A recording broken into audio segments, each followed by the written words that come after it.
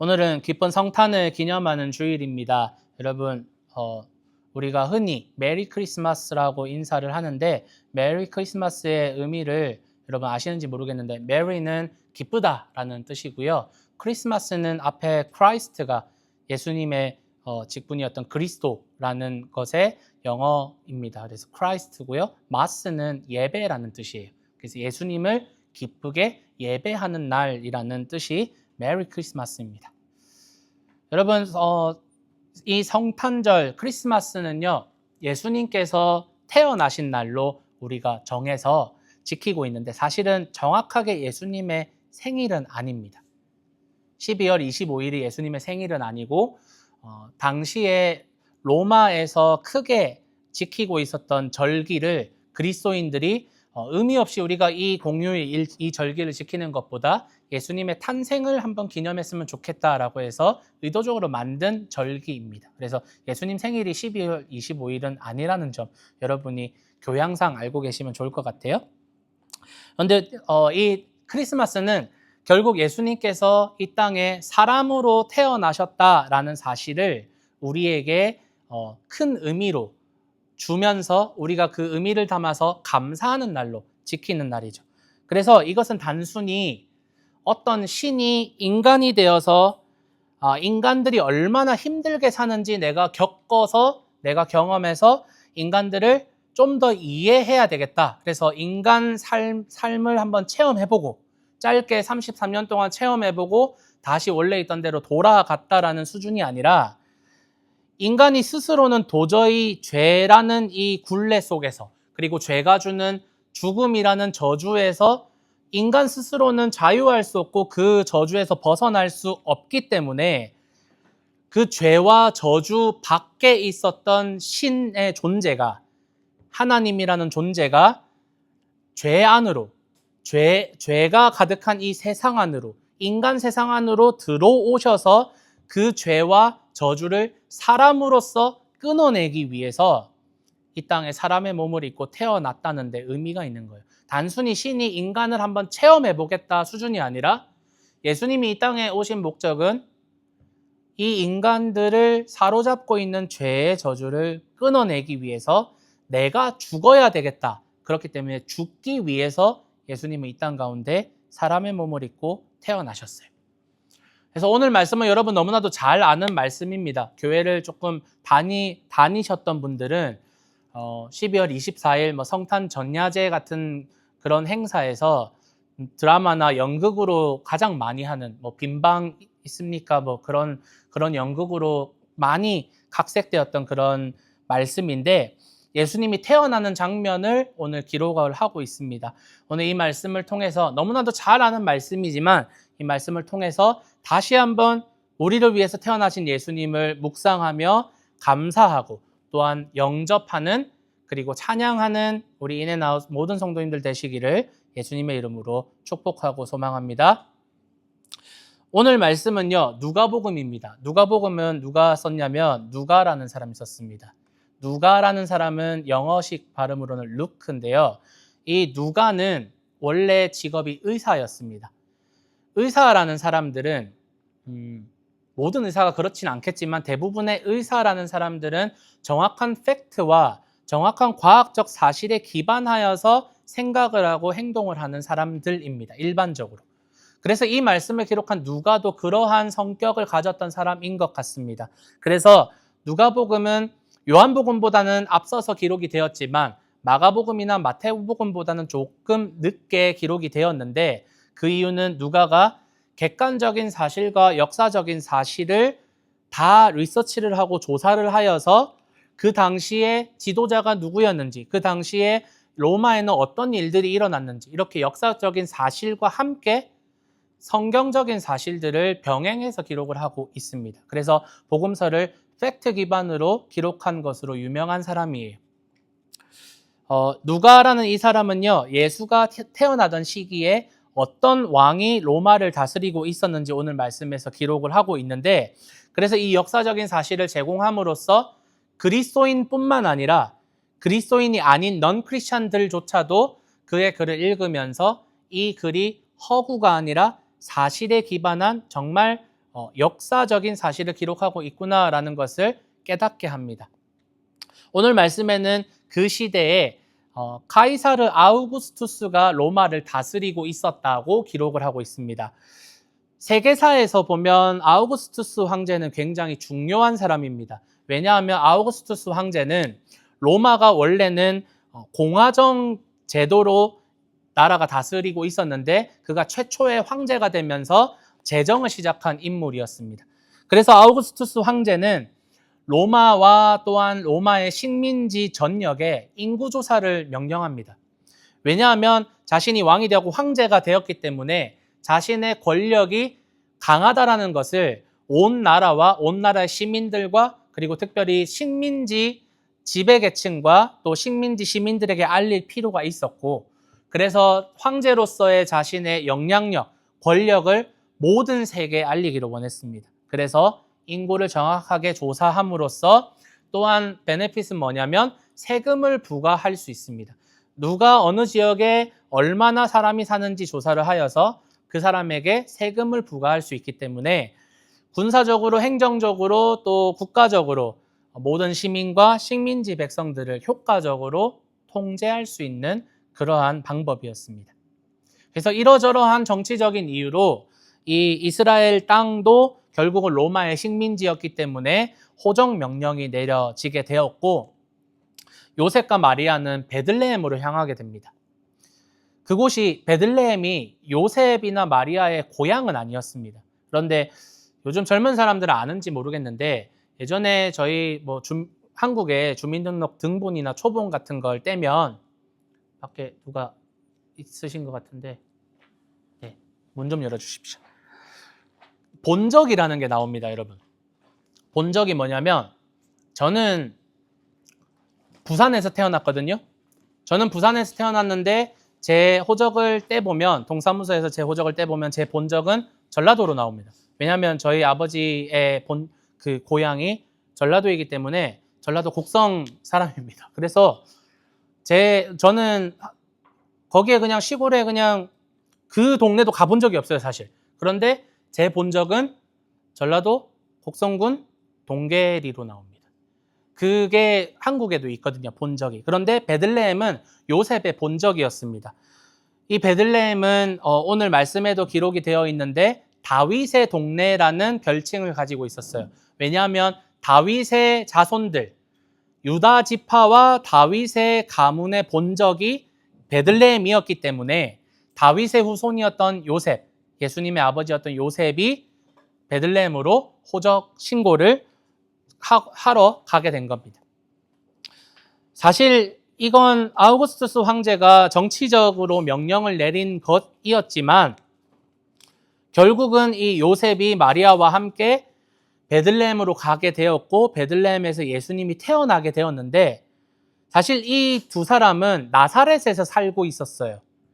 나사렛에서 살고 있었고 예수님이 그대로 그곳에 있었다면 나사렛에서 태어날 뻔하였습니다.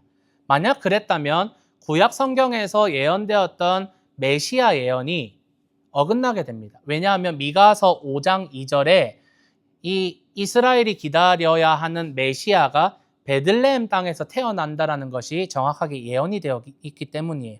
미가서 5장 2절에 이렇게 예언이 되어 있습니다. 한번 보시면, 그런데 너는 베들레헴 에브라다야, 유다의 가문들 가운데서 가장 하찮다. 그렇지만 너에게서 나를 위해 나올 것이다. 이스라엘을 다스릴 사람이. 그의 근본은 예전에까지, 옛날에까지 이른다. 하나님이 보내시는 한 왕, 메시아, 그리스도가 베들레헴이라는 아주 보잘것없는 작은 동네에서 태어난다라는 사실이 이 미가서에 예언이 되어 있습니다. 그래서 요셉과 마리아는 이 로마 정부의 인구조사에 응하기 위해서 어쩔 수 없이 베들레헴으로 가고 있지만, 그런데 하필이면 그곳에 가는 동안에 마리아가 임신을 하는 기간이었고 그곳에서 인구조사가 한 번에, 지금처럼 인터넷으로 한 번에 할 수 있는 게 아니잖아요. 오랜 시간이 걸렸을 거예요. 그리고 베들레헴까지 가는 여정도 조금은 오래 걸렸을 겁니다. 그러다 보니 마리아가 출산한 날이 다가오고 있었습니다. 그런데 설상가상으로 그곳에 내려갔더니 요셉과 마리아가 묵을 숙소까지도 구할 수 없는 그러한 상황이 생겨버린 겁니다. 마리아가 임신 중이었기 때문에 다른 사람들보다 이동하는 속도가 당연히 느렸을 거고요. 그래서 베들레헴으로 다른 사람들도 많이 들어왔을 겁니다. 유다 지파에 속한 많은 사람들이 베들레헴 땅으로 들어왔을 것이고 그 사람들 나름대로 숙소를 다 구했을 것이고 그래서 요셉과 마리아가 도착했을 때는 방을 구할 수 없는 그러한 지경에 이르게 된 겁니다. 전 사실요, 오늘 성탄절 말씀을 준비하면서 사실은 이사야 말씀을 준비하고 있었습니다. 이사야 말씀을 준비하고 있었는데 지난 몇 주간에 제가 사사기 말씀을 조금 마무리를 하면서 그리고 이 성탄의 의미를 다시 한번 묵상하면서 어제 그런 생각이 들었어요. 사사기 말씀에서 제가 여러분에게 지속적으로 드렸던 질문들, 우리의 왕이 누구인가? 우리의 왕이 누구인가라는 이 사사기의 주제와 그리고 예수님께서 태어나시는 이 장면이 좀 자연스럽게 오버랩이 되는 것 같았어요. 그래서 말씀을 조금 바꿀 수밖에 없었던 것 같아요. 그래서 오늘 말씀이 던지는 질문도 제가 지난주 여러 번 드렸던 질문과 동일합니다. 누가 진짜 이스라엘의 왕인가? 누가 진짜 이 우주의 왕인가? 누가 여러분의 진짜 왕인가에 대한 질문을 사사기 기자도 던지고 있으면서 동시에 오늘 누가 또한 우리에게 던지고 있는 겁니다. 그래서 그것을 위해서 누가 또한 굉장히 의도적인 대비를 합니다. 아우구스투스 황제와 예수님을 극단적으로 대비하면서 비교를 하고 있습니다. 당시에 아우구스투스 황제에 대한 로마 시민들의 인식은 이러했습니다. 그는 평화를 가져온 황제다. 그는 강력한 황제다. 세상의 구원자다. 그리고 여러분 들어보셨는지 모르겠지만 팍스 로마나. 팍스 로마나는 로마의 평화입니다. 팍스 로마나의 상징이다. 그리고 복음을 가져온 황제다라는 호칭을 가지고 있었습니다. 실제로 프리에네라는 고대 도시에서 발견된 돌 비문에 이 아우구스투스 황제를 위한 그 글이 적혀 있는데 뭐라고 적혀 있냐면 아우구스투스의 탄생은 온 세상의 복음의 시작이었다라는 글귀가 남아 있어요. 그래서 원래 복음이라는 단어는요, 여러분, 성경에서 먼저 쓰여진 단어가 아니라 로마의 정치적이고 군사적인 단어로 원래 사용되었던 단어입니다. 복음이라는 단어는. 복음이라는 단어가 유앙겔리온이라는 그리스어 단어인데 이 단어는 원래 로마에서 전쟁을 하고 승리하는 소식을 말을 타고 온 전령이 빨리 돌아와서 우리가 승리하였습니다. 우리가 이 전쟁에서 이겼습니다라는 소식을 그 로마 성 사람들에게 알리는 이 소식을 유앙겔리온이라고 불렀어요. 그렇기 때문에 최초의 황제가 되고 여러 전쟁에서 승리를 하고 많은 식민지를 건설했던 아우구스투스 황제에 대해서 이 아우구스투스의 탄생 자체가 우리 로마에게는 승리의 소식, 복음의 소식이다, 로마의 번영이다, 복된 소식이다 라고 인식을 했던 겁니다. 그래서 로마 사람들은 아우구스투스 황제를 복음 그 자체로 여겼어요. 복음으로. 아우구스투스 황제에 대한 로마의 인식은 찬양과 경배였습니다. 그는 이미 황제 수준이 아니라 신적인 존재라는 거죠. 로마의 평화와 번영을 가져올 영원한 왕. 그가 아우구스투스 황제였던 겁니다. 그러나 그런 아우구스투스 황제에 대해서 기록을 하면서 누가는 이 글을 읽는 독자들에게 질문을 던지고 있습니다. 힘과 권력과 군사력으로 얻은 평화가 진짜 평화인가? 누가 우리에게 진정한 평화를 가져다 줄 수 있는가? 우리가 지금 로마의 다스림으로부터 우리가 느끼고 있는 이 평화는 진짜 평화인가? 진짜 권력자, 진짜 권세자, 진짜 왕은 누구인가? 누가가 계속 여러분에게 질문을 던지고 있는 겁니다. 지금 이 당시에 로마 황제 아우구스투스 황제는 화려한 궁전에 있습니다. 화려한 궁전에서 산의 진미를 먹으면서 음주 과무를 하면서 편안하게 아주 화려한 삶을 살아갑니다. 하지만 진짜 왕은 들어갈 작은 방조차 마련되지 않았습니다. 그는 여러 숙박 시설에서 거절을 당했습니다. 아주 작은 방조차 구할 수 없었습니다. 그래서 말구유에서 태어나게 되었습니다. 여러분, 말구유가 뭐냐면요, 말밥통입니다. 혹시 여러분 말밥통 보셨나요? 보신 분 계신가요? 저는 봤거든요, 여러분. 저는 말밥통도 봤고, 저는 예전에 워킹홀리데이 때 우유 목장 그 젖소 1,500마리가 있는 데일리팜에서 일을 했어요. 사람은 4명밖에 없는데 소는 1,580마리 정도 있었어요. 네, 토할 것 같아요. 소가 너무 많아요. 많아도 너무 많아요. 하루에 1,200마리 정도의 소에게서 우유를 짜야 됩니다. 그런데 소도 밥통이 있습니다. 소가 밥통, 그 밥통이 나름대로 예수님이 구유에 누우셨다는 건 그 마구간에서 그나마 깔끔한 걸 찾다 보니, 또 눕힐 만한 것을 찾다 보니 구유였을 거예요. 근데 여러분, 구유가 어떤 수준이냐면 짐승은 짐승입니다. 구유에도 똥을 쌉니다. 구유에도 오줌을 쌉니다. 그래서 그냥 거기 똥 냄새 나고 똥 묻어 있고 오줌 냄새 나는데 거기다가 건초 그냥 올려주면 그대로 먹습니다. 그게 구유예요. 여러분, 구유가 그래도 조금 깨끗한 곳에서 예수님이 태어났구나가 아니라 더러운 곳입니다. 더군다나 2000년 전에 그 구유를 어디서 하이 프레셔 워터를 가지고 와서 씻을 수 있었을까요? 저는 없었을 거라고 봅니다. 그럼 대충 뭐 천조각이나 아니면 지푸라기 이렇게 덮어놓고 예수님이 거기 위에서 태어나셨을 거예요. 아주 비참한 모습으로 태어나셨습니다. 로마의 황제는 강력한 권력이 있습니다. 군사력이 있습니다. 그리고 온 세계에 자신의 영향력을 떨칠 수 있을 만한 왕권이 있습니다. 그런데 진짜 왕은 지켜주지 않으면 죽을 것 같은 연약한 아기의 모습입니다. 우리 하다보다 더 연약한 모습으로 예수님은 태어나셨습니다. 로마 황제는 명령을 내립니다. 그 황제는 모든 사람 위에 앉아서 군림하고 있습니다. 그러나 진짜 왕은 아무런 말을 하지 않습니다. 진짜 왕은 모든 사람 아래에서 섬기고 있습니다. 이러한 질문은 요셉과 마리아, 그리고 마리아를 통해서 태어날 진정한 왕이신 예수 그리스도가 들어갈 작은 방조차 없었다라는 이 사실에서 절정을 이루게 됩니다. 이 세상의 진정한 왕이 이 땅 가운데 찾아왔는데 우리에게는 그에게 내어줄 작은 방조차 없다는 것이 우리의 현실이자 이 인류의 현실이었던 겁니다. 오늘날도 여러분 마찬가지입니다. 모두가 크리스마스를 기뻐합니다. 모든 사람들이 기뻐하는 명절이 크리스마스인 것 같습니다. 제 친구가 스님이 있습니다. 스님도 기뻐하는 명절이 크리스마스입니다. 정말 제 친구 스님이 있습니다. 스위스 유학파 출신 스님입니다. 네, 그 친구 크리스마스 좋아합니다. 왜냐하면 절에도 크리스마스 때 돈이 많이 들어온다고 합니다. 크리스마스는 이슬람도 기뻐하는 것 같습니다.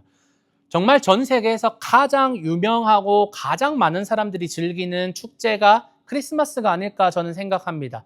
심지어 기독교를 인정하지 않는 공산권 국가에서조차도 크리스마스를 즐깁니다.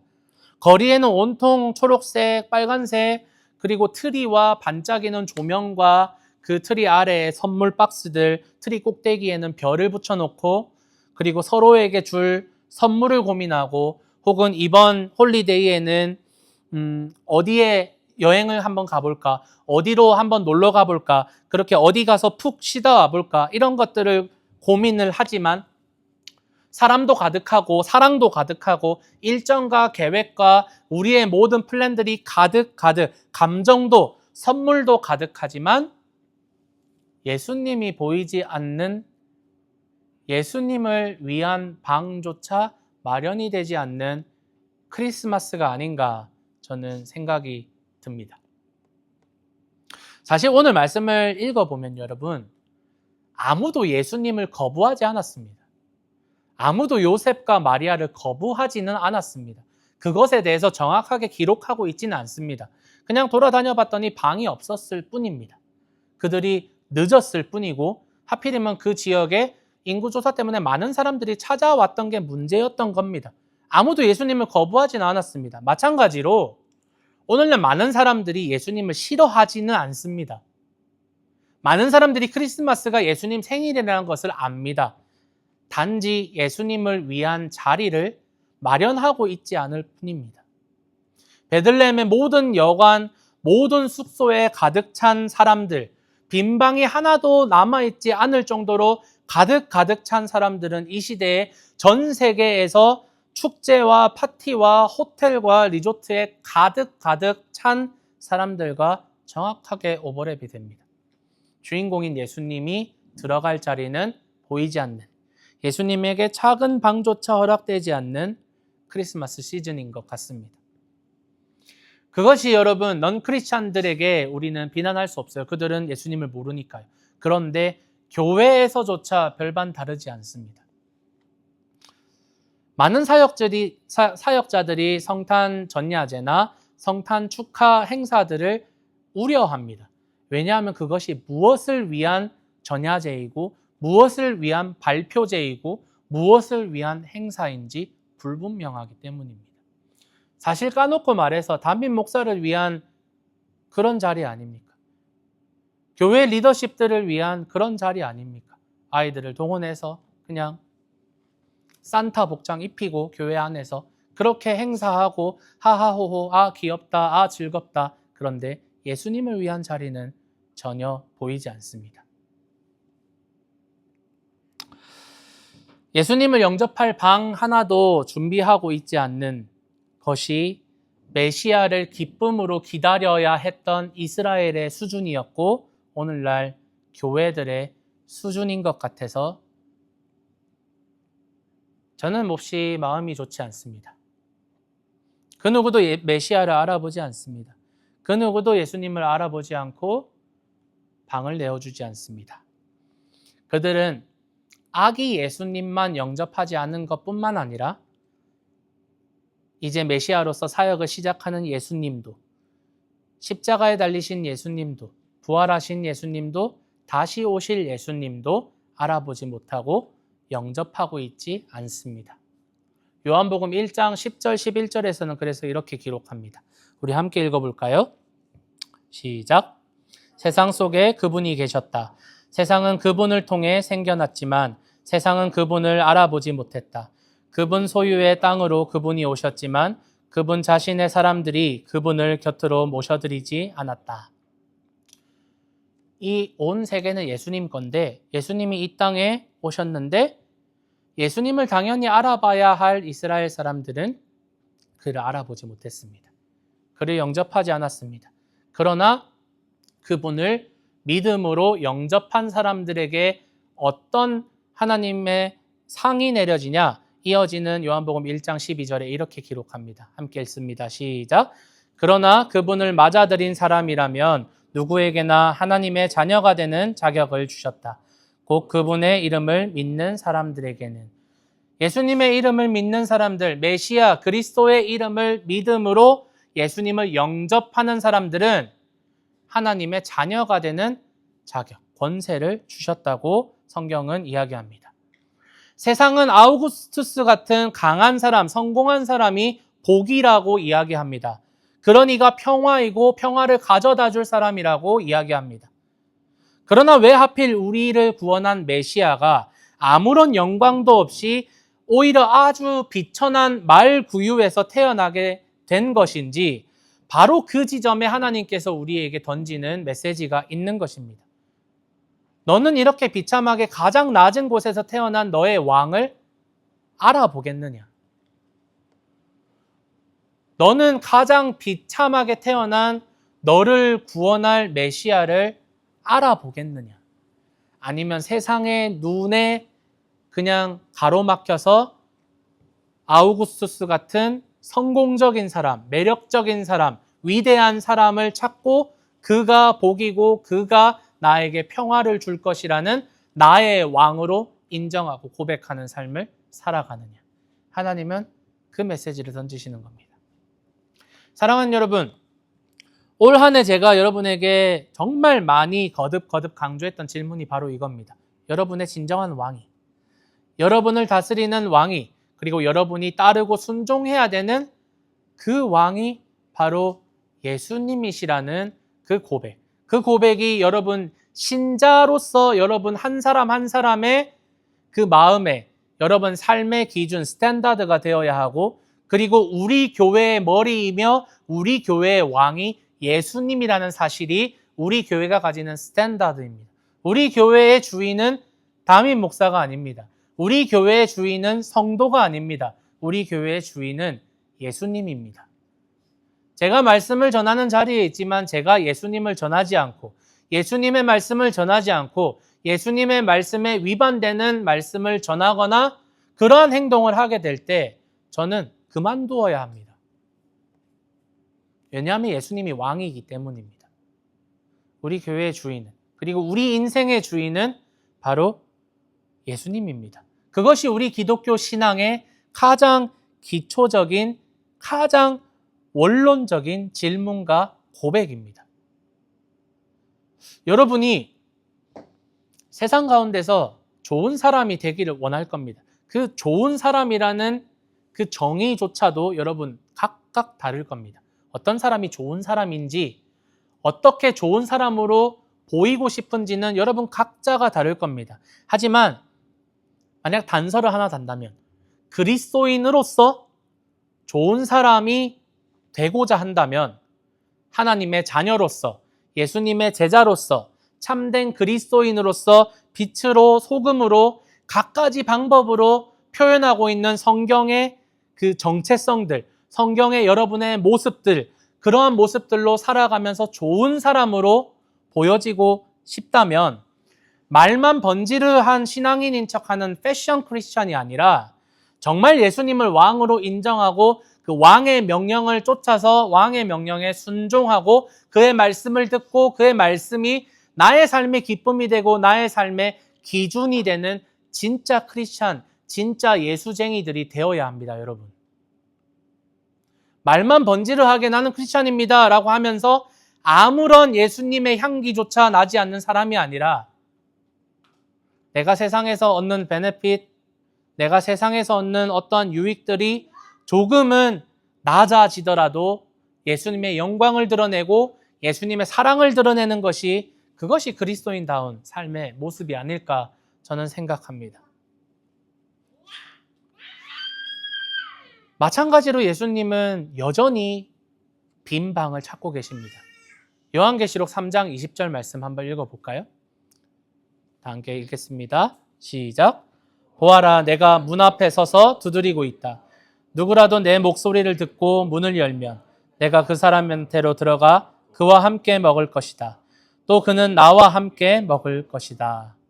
예수님은 여전히 지금도 빈 방을 찾고 계십니다.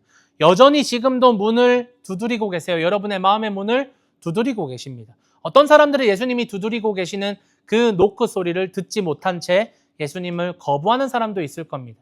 하지만 어떤 사람들은 그것을 알고도 거절하는 사람이 있을 것이고, 알고 내 문을 활짝 열고 예수님을 영접하는 사람들이 있을 겁니다. 여러분은 어떤 사람들입니까? 문 밖에 예수님이 서서 방을 찾고 계시는데 문을 열어서 예수님과 함께 먹고 마시며 동행하는 삶을 살고 계신가요? 정말 여러분이 따르고 있는 왕, 그리고 여러분이 따르고 있는 그 오더는 무엇인가요? 여러분은 예수님에게 여러분의 마음의 공간을 내어드리고 있나요? 이 성탄의 시즌은 이 질문을 던지기에 너무나도 좋은 시기인 것 같습니다.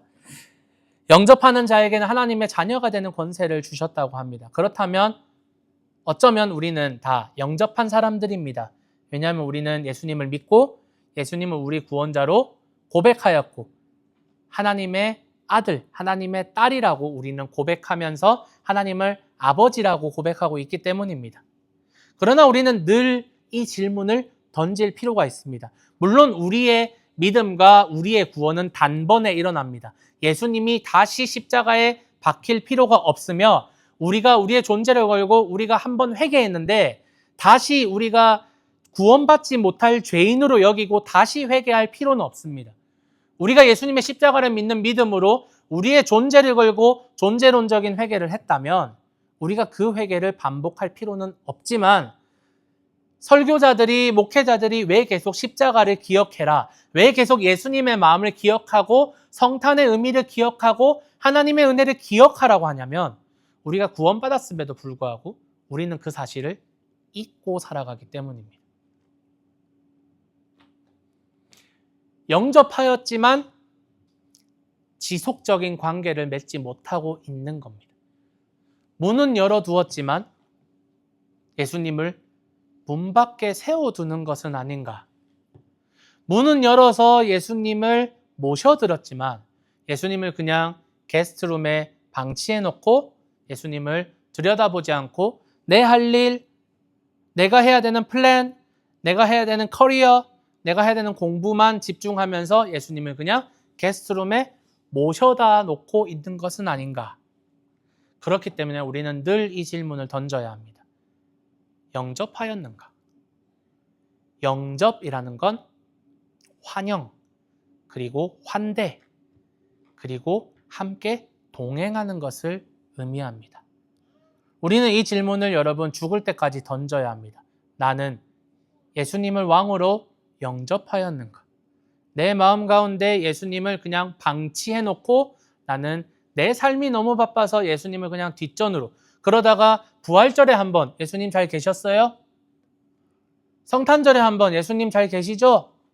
라고 하고 있는 것은 아닌가? 우리는 질문을 던져야 할 것입니다. 말씀을 정리하겠습니다. 사랑하는 여러분, 오늘날 예수님은 여전히 여러분을 찾아오십니다. 그런데 예수님이 어떻게 찾아오신다고 말씀하시냐면 가난한 자, 굶주린 자, 헐벗은 자의 모습으로 여러분에게 갑자기 찾아가신다고 말씀하세요. 그래서 예수님이 마지막 날에 양과 염소로 반으로 나눕니다. 그래서 양으로 나눈 사람에게 너는 내가 배고플 때 나에게 먹을 것을 주었고 목마를 때 나에게 마실 것을 주었고 내가 헐벗었을 때 나에게 옷을 주었다. 그러니까 양편에 있는 사람이 예수님 제가 언제 그렇게 했습니까? 라고 하니까 네가 지극히 작은 자에게 섬긴 것이 곧 나에게 한 것이야. 그 말은 뭐냐면 이 시대의 가난한 사람들, 억울한 사람들, 굶주리고 헐벗은 사람들의 모습으로 예수님은 여러분 곁에 계속해서 찾아가신다는 말입니다. 그들에게 어떻게 대하는지가 예수님에게 대하는 것으로 여기시겠다 말씀합니다. 여러분, 우리는 다음 주에 난민들이 모여 사는 곳에 찾아갈 겁니다. 이 커뮤니티 센터가 문을 닫기 때문에 어쩔 수 없이 그곳에 가는 것이 아니에요. 저는 교회를 개척하면서 최소한 1년에 한 번은 그러한 사역을 교회 전체 성도들과 함께 하고 싶었습니다. 여러분, 우리는 그곳에 찾아가서 소세지를 굽고 그들에게 빵을 나누고 그리고 복음의 메시지를 나눌 겁니다. 우리끼리 선물을 나누고 우리끼리 식사를 나누고 이런 것도 너무나도 좋습니다.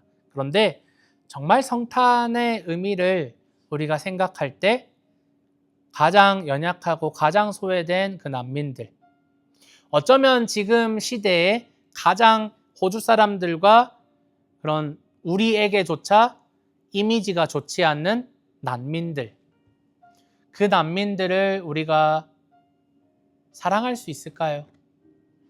그 난민들을 섬길 수 있을까요? 그 질문을 한번 던져봅시다. 당장 지난주에 본다이에서 일어난 일들을 보면서 저 무슬림들 다 싸그리 밀어버려야 되는데, 저 중동 사람들이 이민자로 받으면 안 되는데 라는 생각이 우리에게 너무나도 쉽게 듭니다. 나도 이민자면서 영주권도 없는 나조차 왜 저런 사람들을 받아서 호주 정부는 이렇게 일을 힘들게 만드나라는 생각이 목회자로서 이민자로서 제 마음에 너무나도 쉽게 듭니다. 아마 여러분 마찬가지였을 겁니다. 하지만 이 성탄의 의미를 다시 한번 새기면서 우리는 이 땅에서 영원한 이방인으로 살아갑니다. 그런데 우리보다 더 소외된 난민들, 홈리스들, 그런 사람들을 돌아보면서 우리가 목사님 이렇게까지 해야 합니까? 라고 질문을 할 수 있겠지만 또 역으로 저는 1년에 한 번이라도 이렇게 하지 못하면 우리 교회가 인앤아웃 철치인데 그럼 우리의 아웃은 어디로 갑니까? 라고 대답할 것 같아요. 여러분, 우리에게 찾아오는 그들의 모습으로 찾아오는 예수님을 영접하러 같이 나갑시다. 그들에게 복된 소식을, 기쁜 소식을 우리 함께 전합시다.